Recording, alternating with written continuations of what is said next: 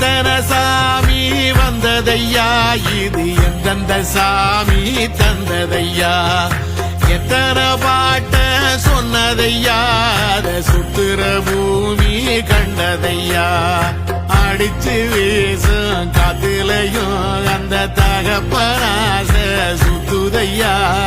பிடிச்சு பூக்கும் விதையிலும் ஒரு வம்சத்து கதையே உள்ளதையா 100 தலைமுறை சேர்ந்து செதுக்குன ஈர நலம் இது பாறையா வாழும் வரையிலும் நீயும் விதைக்கிற கடமை இருக்கு கேளையா